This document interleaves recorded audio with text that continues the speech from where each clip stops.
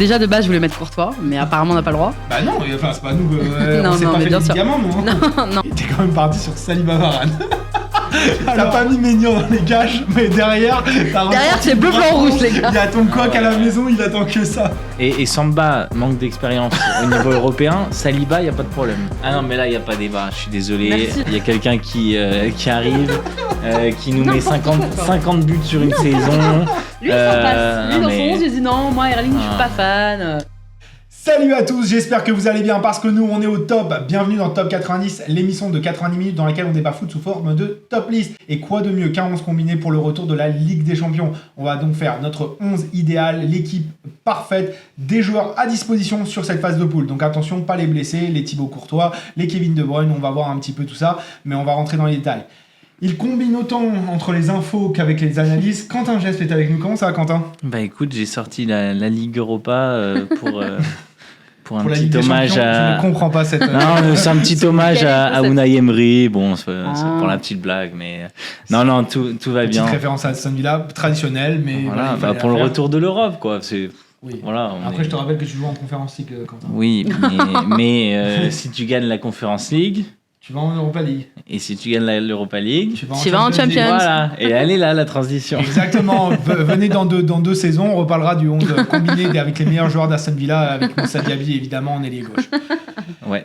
Elle combine son expertise sur tous les médiums, YouTube, télé, radio, presse écrite, pardon. Sarah Mena est avec nous. Comment ça, Sarah ? Salut, ça va très bien. Écoute, ouais, prête à découvrir vos 11, à voir qui vous avez mis un peu. C'est vrai qu'il y a quelques blessés, tu l'as dit, donc on va voir ce que vous avez choisi. Quelques blessés et des grands absents. Plus de Benzema, plus de Cristiano, plus de Messi. Il y a quand plus même de Neymar. Plus de Neymar. C'est Donc voilà. C'est la première édition de la Ligue des Champions sans Cristiano et Messi. Exactement. Depuis longtemps. 2004, un truc comme ça. 2004. Ouais. Je pense ouais. Peut-être. Ça va faire 19 ans. Donnez-nous en commentaire la date depuis laquelle Cristiano Ronaldo n'a pas joué à la Ligue des Champions, ça pourrait être intéressant. En tout cas, je trouvais que c'était un 11 beaucoup plus ouvert que les saisons précédentes. Du coup, je vous propose qu'on y aille. Avant toute chose, et avant qu'on commence par le gardien évidemment, je vais vous demander de liker, de partager, de commenter cette vidéo. C'est toujours ce qui nous aidera le plus. Ça recommande l'émission à des gens qui suivent les mêmes contenus que vous, dont des contenus foot. Et pour nous, ça nous aide à grandir. Donc s'il vous plaît, c'est important pour nous, ça vous coûte rien, un petit like.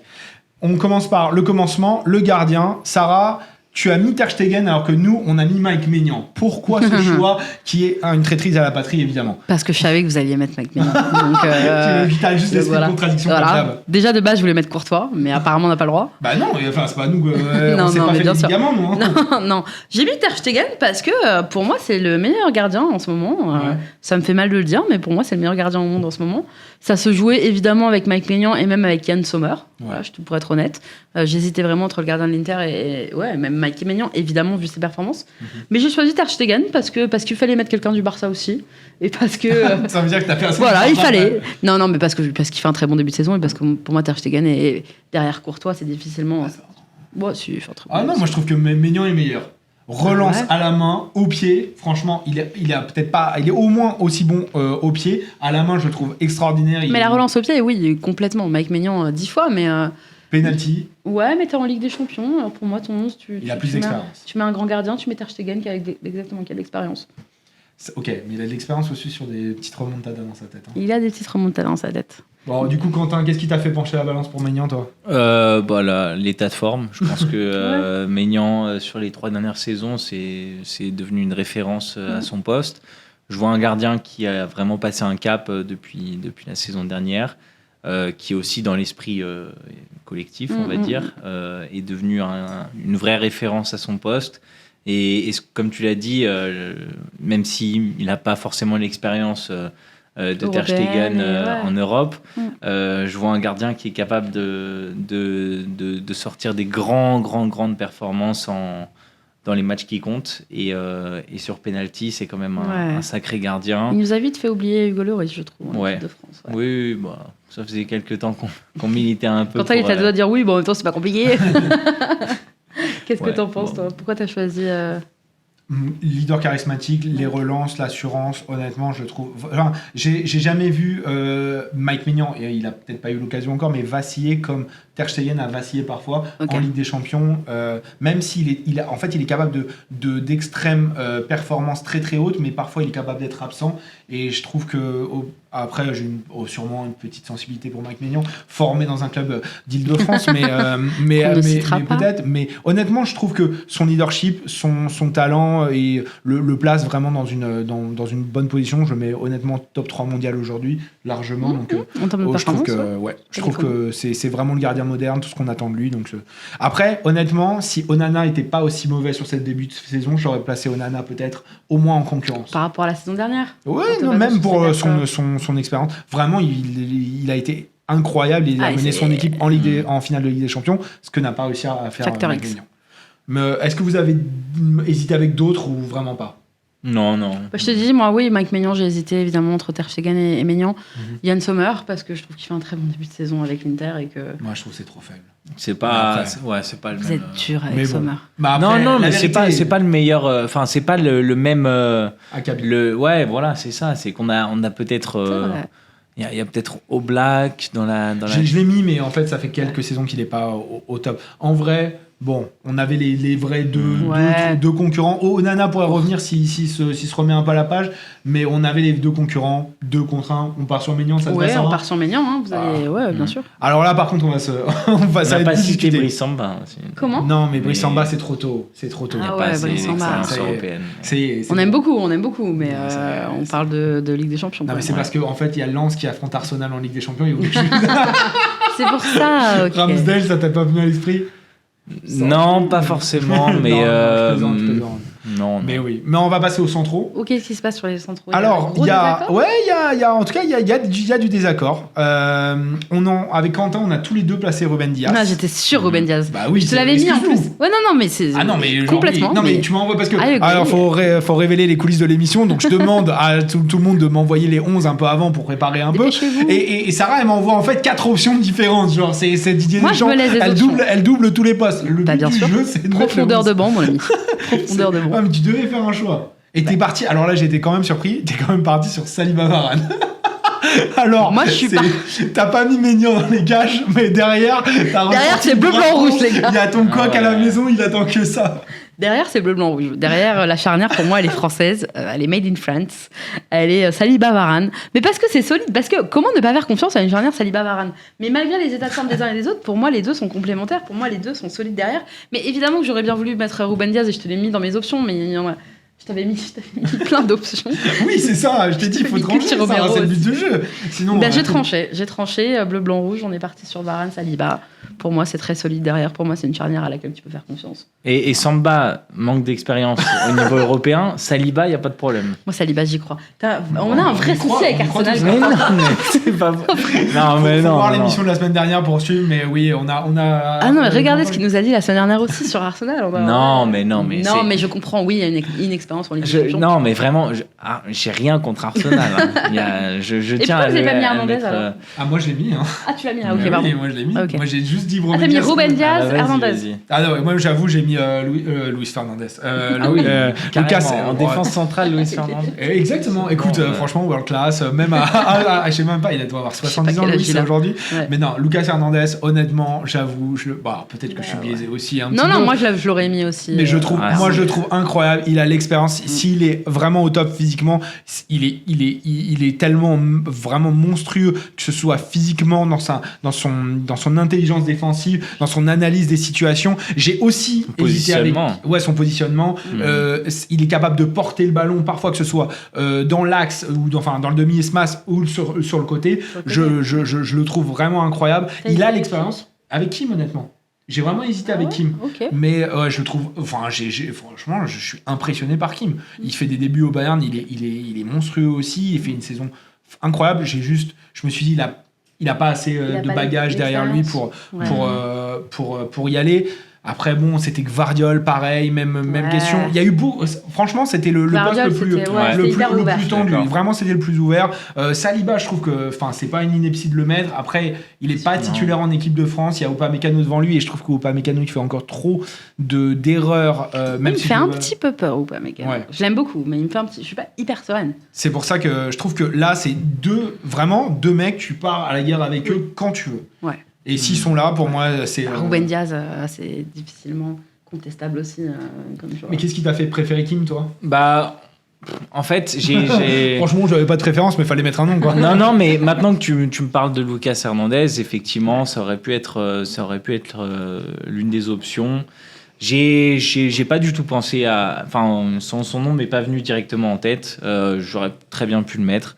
Je trouve que Kim dégage une assurance, une puissance physique, vraiment un côté je me pose pas de questions. Il y a vraiment un bon sens de l'anticipation en termes de vitesse. On a un joueur qui est globalement qui sait se défendre, qui sait prendre la profondeur, qui sait revenir dans son dos, etc.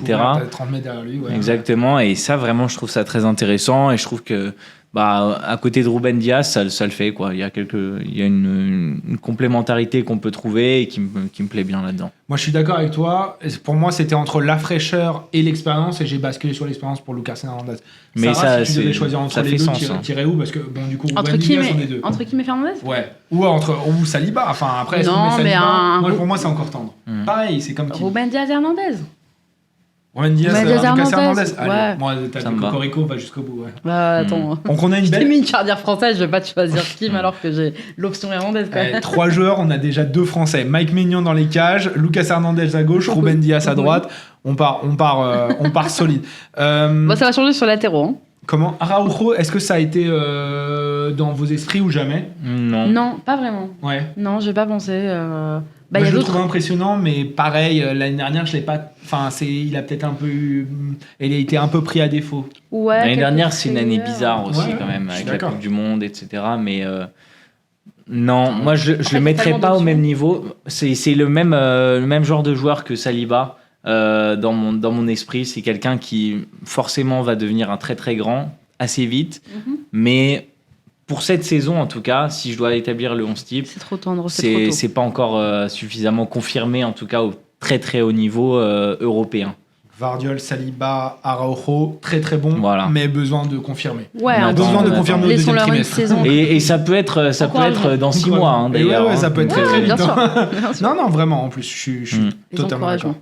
Bon, très bien. La charnière, c'est fait. Passons aux latéraux.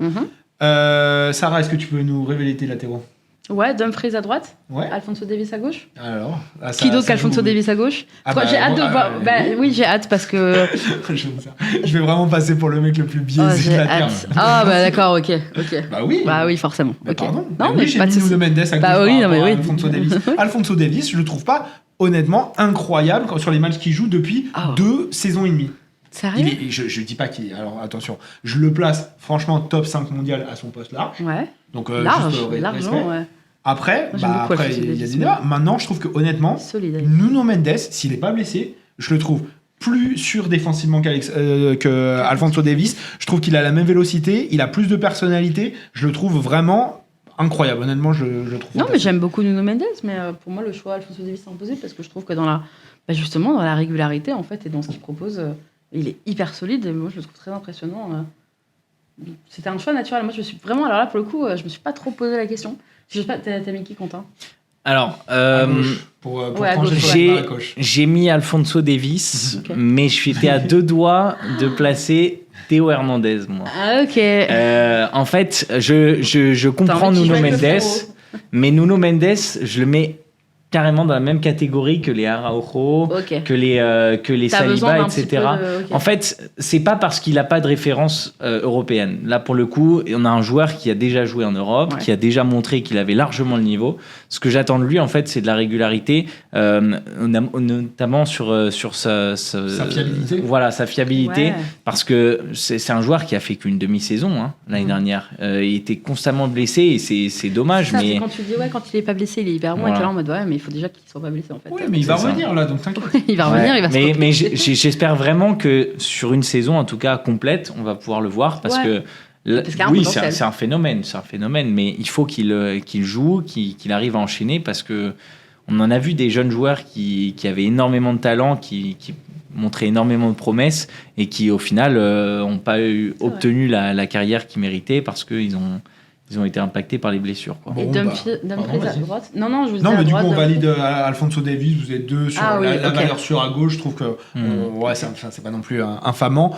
Mais oui, effectivement, Dumfries à droite pour toi. Ouais. Et moi, j'ai cédé à un peu un péché de qualité, mais j'ai mis Cancelo.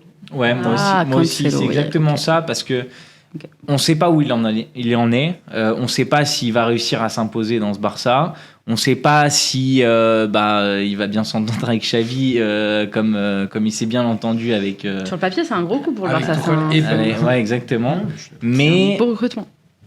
À son prime, en tout cas, à son meilleur niveau, je vois le meilleur latéral droit, en tout cas latéral, parce qu'il peut même jouer à gauche. Je vois le meilleur latéral sur le marché, quoi. Moi, très honnêtement, j'ai vachement hésité avec Kyle Walker. Moi aussi. C'est ce que j'allais dire. Kyle Walker mais en fait, le truc avec Kyle Walker, c'est que si Cancelo est à son meilleur niveau, il passe devant. Mais... moi j'aime beaucoup Cancelo, en fait. Et pourtant, il t'apporte plus d'assurance, Kyle Walker. Ouais. Ça dépend ce que tu joues. Exactement. Puis la vitesse. Non, sur son côté, la vitesse, le fait de pouvoir revenir hyper rapidement, mine de rien, même à son âge, il reste. C'est pour la qualité de centre de Cancelo que je. Après, moi, c'est vraiment les artistes. Exactement, c'est ça. Mais Kyle Walker, sacré joueur aussi. Kyle Walker, et il est juste derrière. Enfin, dans mon esprit, en tout cas, il est juste derrière. Ouais, moi aussi, j'avais hésité avec Walker. Mais bon, celui qui a le plus de références européennes, c'est plutôt Kyle Walker, quoi. Ah oui, pour le coup, oui. Ouais.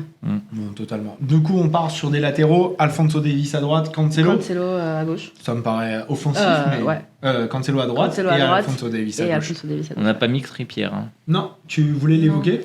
Non, enfin, oui, on peut. C'est un joueur qui est vraiment hyper qualitatif et qui peut vraiment élever le niveau de Newcastle solide sur les appuis, des champions. Trippier.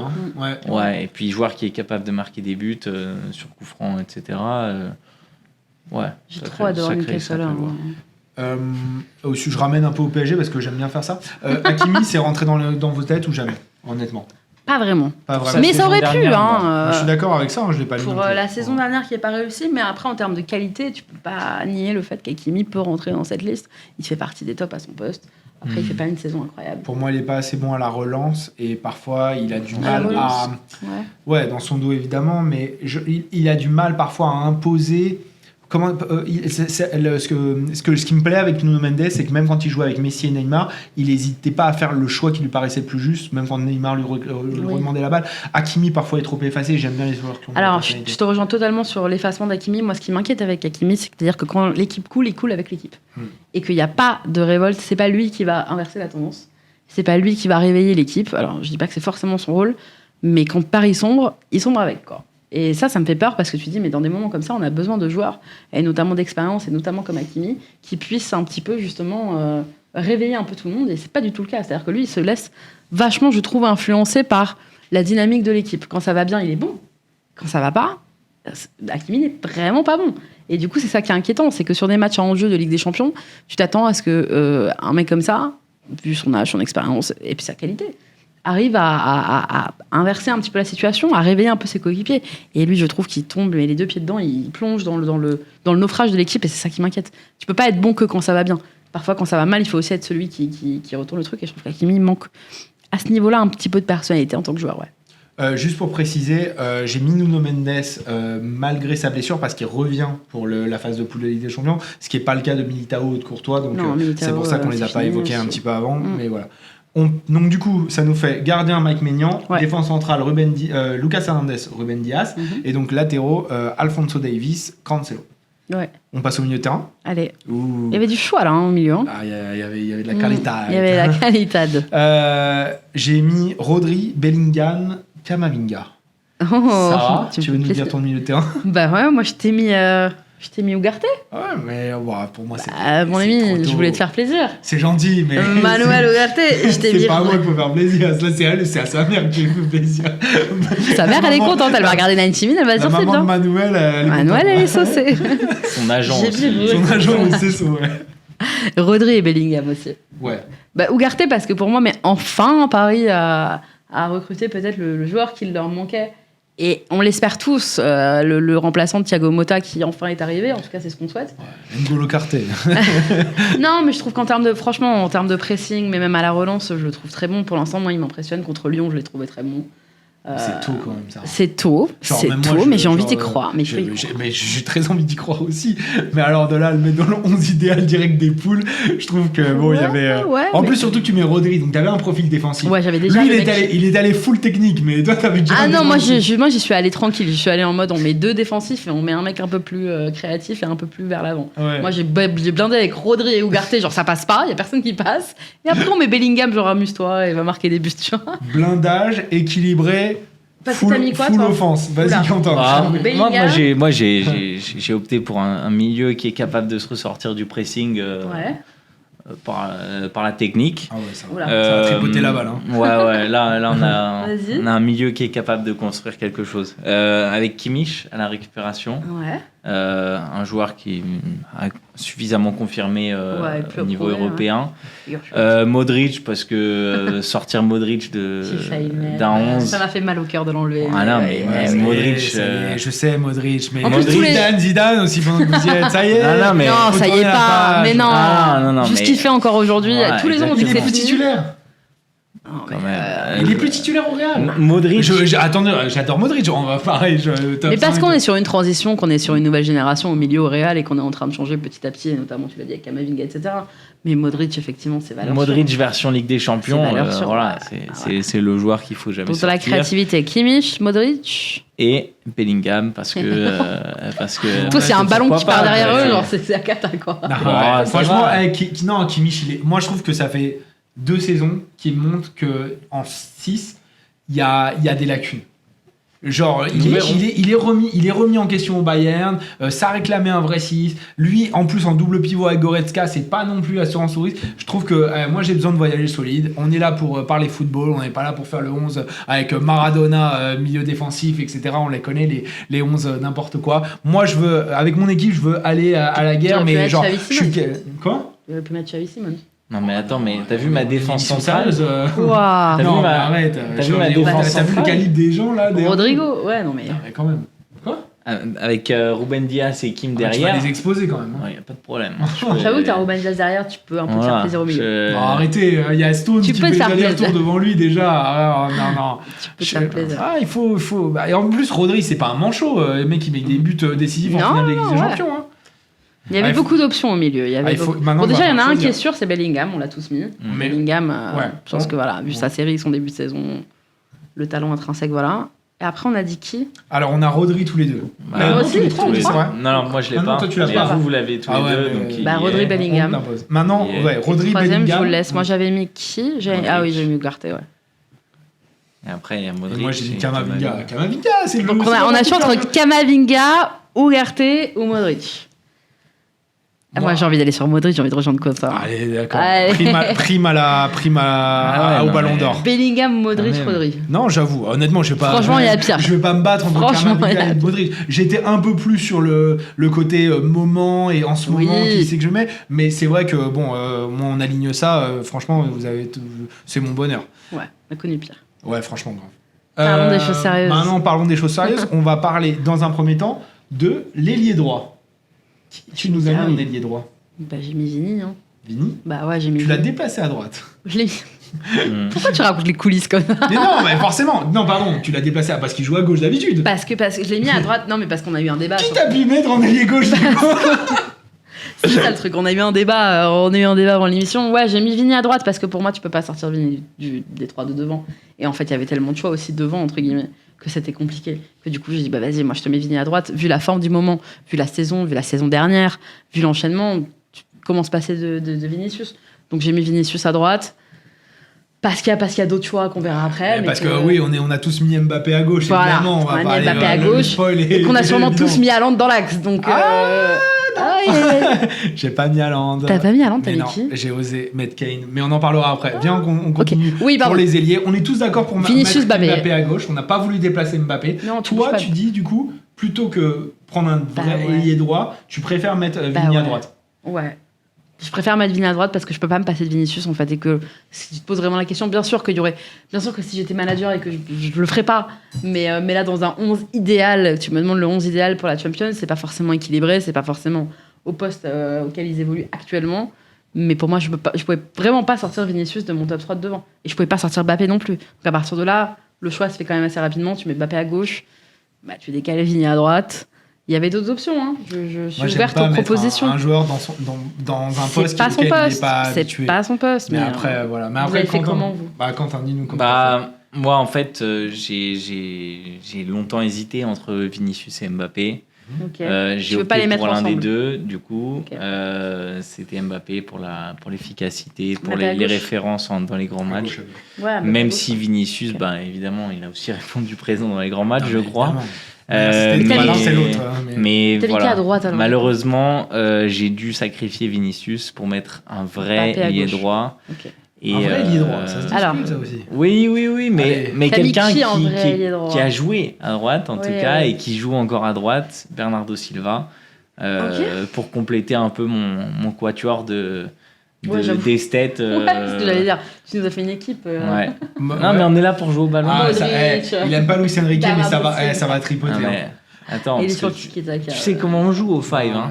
Voilà. T'inquiète pas, dans les petits espaces. Donc on a 3 ailiers droits différents, puisque moi j'ai mis Bukayo Saka, le Mbappé de l'ailier droite. Et pour moi, honnêtement, c'est vraiment aile droite. Si tu dois mettre quelqu'un aile droite, qui est le meilleur à ce poste-là aujourd'hui, pour moi c'est Bukayo Saka. Même si j'ai une tendresse éternelle pour Bernardo Silva. Peut-être. Mais là, à l'heure actuelle, moi je mets Bukayo aussi. Ouais. On a un milieu qui est assez quand même.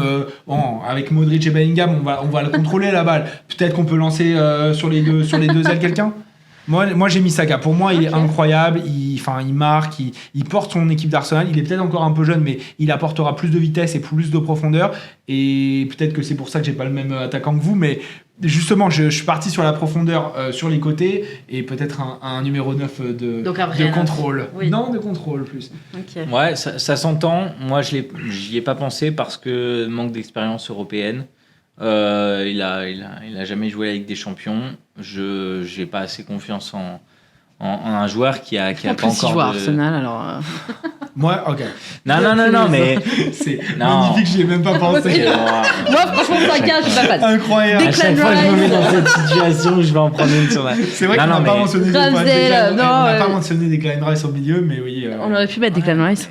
Mais Saka, évidemment, une référence en Première Ligue et si on fait un 11 de la Première Ligue, oui, il serait très certainement. Mais pas en niveau champion. En Europe. Okay. Et je suis étonné qu'aucun de nous n'ait mentionné Rodrigo. Rodrigo, moi, il y était. Je me suis déjà fait insulter sur cette. Bon, pas insulter, mais vilipender sur ce truc. Je suis pas le plus grand fan de Rodrigo. Ouais, mais il a des références. Ailier droit, je suis pas fan. Il a des références européennes. La saison dernière. Il a quand même été assez incroyable. Encore une fois, on va pas tomber dans l'extrême inverse. C'est pas parce que je suis pas le avant de mettre Saka, j'aurais préféré mettre Bernardo Silva. J'entends. Maintenant, si tu veux un ailier vraiment percutant, capable de prendre la profondeur, etc., qui a des références européennes, qui est jeune, etc., Rodrigo, ça se discute largement. Ok, si donc on a 3 différents. Donc si on changeait l'un de nos joueurs, toi tu mettrais qui à la place de Vinicius, si tu dois changer? J'ai pas envie de Vinicius. Moi non plus. Si je dois changer, je mets plutôt Bernardo Silva que Saka. Toi, tu mettrais qui à la place de Bernardo Silva si tu devais changer? Juste pour avoir un vrai ailier droit à droite, j'irais sur Saka, mais... Rodrigo, du coup. On a 2 Saka, 2 Bernardo Silva, tu dois choisir. On a tous les deux changé, mais du coup, on hésite un peu entre Saka. Nos deux. Saka? Ouais, j'irais sur Saka. On part sur Saka? On peut partir la jeunesse. Ça fait une expérience, mais la fougue. Et je veux plus entendre que j'ai quelque chose contre Arsenal. Oh là là, tu t'es juste rangé du côté des... Ouais, du côté de la raison. Du côté de la raison. Numéro 9, bon... ouais, donc ok. Ah non, mais là, il n'y a pas débat, je suis désolé. Il y a quelqu'un qui arrive, qui nous met 50 buts sur une saison. Lui, ça passe. Lui, dans son 11, il dit non, moi, Erling, je suis pas fan. La Norvège, tout ça. Dites-moi, l'exagération, là, ça non, mais Harry Kane... On n'a pas le droit de choisir tactiquement des profils. T'as choisi Harry Kane par rapport à Erling Haaland? Honnêtement, avec les deux ailiers que j'avais. Comment? Non, c'est que de l'eau. Hein. Ah ouais, c'est que de l'eau, quoi. T'imagines? Je suis en sugar rush, c'est pour ça. Mais, il est pas bien. Mais non, ouais, je trouve que Harry Kane, dans l'équipe que j'avais, je trouve que Harry Kane, c'est celui le mec qui n'a jamais gagné de titre, on est d'accord. Ouais. Ok. Mais attends, c'est pas à Tottenham que tu gagnes des titres. Hein. Il fait une finale de Champions. Hein.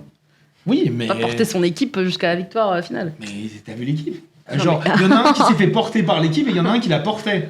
Après, il y en a un qui l'a porté plus jusqu'à la finale. Il y en a un qui la joue juste parce que Lucas sort la plus grande soirée de son histoire. De son histoire. Allez. Sans Lucas, il joue pas sa finale de Ligue des Champions. Non, mais il a un profil qui est incroyable. Non, mais je veux pas dénigrer le joueur qui est Harry Kane. Vous m'avez fait faire dénigrer. Non, mais on adore Harry Kane. Je veux pas dénigrer Harry Kane. C'est un immense joueur. C'est juste qu'il y a pas de photo avec Erling Haaland. Voilà, Erling Haaland sort d'une saison à 52 buts, il gagne la Ligue des Champions, il gagne la Première Ligue, etc. Est-ce que c'est le facteur s'il marque pas un but en demi-finale, il marque pas un but en finale de Ligue des Champions? Je veux pas dénigrer Erling Haaland, évidemment que c'est un extraordinaire. Quand tu plais contre Leipzig, bah voilà. Non mais ok. Non mais il y a même pas de débat quoi. Si t'as le choix entre les deux, il est capable de marquer. Jamais tu poses la question. Il va tellement être complémentaire à Mbappé. Est-ce que tu penses que si le Bayern avait eu le choix cet été en disant Erling est sur le marché, ils ont dit non, on va aller sur Kane. On va aller soirée. On va appeler Tottenham. Non, ils n'ont pas les mêmes ailiers, le Bayern. Ils ont ni Mbappé. Oui, si tu penses à la complémentarité. Franchement, je suis désolé, mais c'est pas Leroy Sané et Gnabry qui vont faire quoi que ce soit. Et Coman, je l'adore, mais alors tu sais quoi, je te rejoins sur un truc. Blessé. C'est que j'ai de gros doutes, évidemment, sur la complémentarité Mbappé et Haaland. Ils vont se marcher dessus et ça va être insupportable. Donc il va lui filer le ballon, j'y vais jamais la voir Mbappé. Mais du coup, il va plus jamais lui filer. Voilà. Mais on est là pour faire quoi là? Pour faire un 11 idéal. Un 11 idéal. Idéalement, associé à Saka et Mbappé, moi je trouvais que Kane... Le 11 idéal, c'est le meilleur joueur par position. Ouais, mais il faut que ce soit complémentaire. Mais je suis d'accord. En fait, c'est le grand débat. C'est est-ce que tu mets les meilleurs à leur poste et on s'en fout de la complémentarité. Moi, j'ai besoin que l'équipe ait une cohérence. Toi, t'as la cohérence. Mais moi, je peux pas sortir à Londres, je rejoins Quentin, c'est pas possible. Évidemment, mais après, ça méritait un peu de débat comme ça. Oh, ça va, j'ai le droit de vous titiller un peu. Non, ok, on va le mettre le Norvégien à 50 buts, là, c'est bon. Ballon d'or, je sais pas quoi, là. Kane, moi, j'ai hâte de voir, sincèrement, sortie de Tottenham et cette première saison au Bayern, à l'étranger, en truc. Moi, j'ai hâte de voir. Moi, je garantis pas les 30 pions par saison en Bundes. Genre, vraiment, j'ai hâte de voir. Moi, je pense que je peux les garantir, les 30 buts en Bundes. C'est en Bundes. Écoutez, on fait les paris. Mais en Bundes. Mais pas. On verra en Europe, justement. C'est pour ça que. Et il va pas avoir de ballon avec les ailiers moisis qu'il a. Allez, pardon, j'ai encore parlé. Non, mais bon, ça y est. Leroy Sané et Gnabry, c'est pas au niveau. On manque quand même beaucoup de respect à Leroy Sané, là, ici. Ben oui, pardon, je veux pas lui manquer de respect, mais je trouve que c'est pas le joueur qui t'amènera à une. Enfin, je le mets pas dans mon top 10, peut-être même. Mais pourtant, t'as mis le Bayern hyper haut en plus dans son. Oui, mais parce qu'ils ont quand même Coman et ils ont Harry Kane. Et aujourd'hui, ils ont un mec capable de leur filer des buts. Je veux dire, ils ont quand même des latéraux qui vont lui filer des centres aussi à Harry Kane. Dont Alphonso Davies. Voilà, revenons-en. Bon, allez.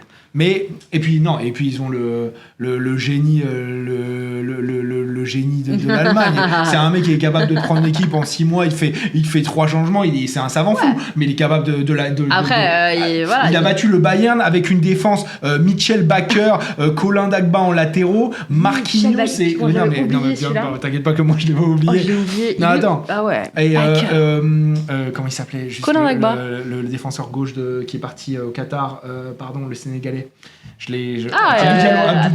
Abdou Diallo, Marquinhos. Pardon, mais ça serait respecté un petit peu. Oui, après, s'il regarde son poste aussi, Thomas Tuchel, c'est aussi ça. Bon, ça va, il va la faire, à tous les coups, il est éliminé en Champions. C'était quel Bayern, parce que...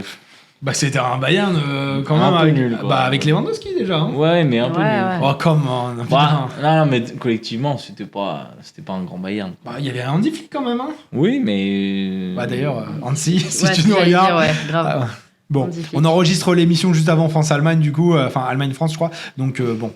C'était Hansi Flick. Ouais, c'est Hansi Flick. Il était pas déjà parti juste après. Non, non, Il non. s'est fait froidement virer. C'est ensuite, mais bon, bref, c'était Hansi Flick. Donc, notre 11. Notre On est 11 sur quoi alors? sur Mike Maignan. un gardien, Mike Maignan, une charnière centrale, Lucas Hernandez, Ruben Dias, à gauche, Alphonso Davies, à droite, Cancelo, un milieu, Rodri, Bellingham, Modric, une attaque, Mbappé, Haaland, Bukayo Saka. J'adore, elle est Franchement- tellement irréaliste cette équipe, mais elle est magnifique. Elle est, Comment il est réaliste elle est irréaliste. Et de on ouf. a même franchement, pas non, mais mentionné attends, elle Kvara, soutient etc. footballistiquement. Oui. On n'a même Comment pas mentionné Kvara, Osimhen, Léao. On n'a Ah, pas- mais il y en avait, bon, ouais. il y a- il passe Ouais, un ouais, petit- ouais. un génie français, malheureusement, il fait de l'ombre à tout le monde. Ah, mais c'est incroyable, là, le nombre de. Sarah, elle a bien essayé avec Délié Vinicius de- de le décaler, mais, Ah, moi, j'ai mais carrément elle a pas changé. décalé C'était- les Moi, j'ai carrément C'était changé une bonne Vinicius technique de poste. d'escroc, ça. Ouais. Ouais. On la Tu peux le connaît. dire, tu peux le dire. Bon, donnez-nous votre 11 idéal de cette phase de poule de Champions League dans les commentaires. Et puis, si vous avez apprécié l'émission, likez, partagez, commentez. Je vous l'ai dit, c'est ce qui nous aide le plus à nous développer. En tout cas, merci beaucoup de nous avoir suivis. Merci Sarah. Merci à vous. Merci Quentin. Avec plaisir. Merci Joseph à la technique, que j'ai pas Merci, remercié Joseph. à l'émission précédente. Merci à vous encore une fois. On se retrouve très vite et toujours au top. Salut.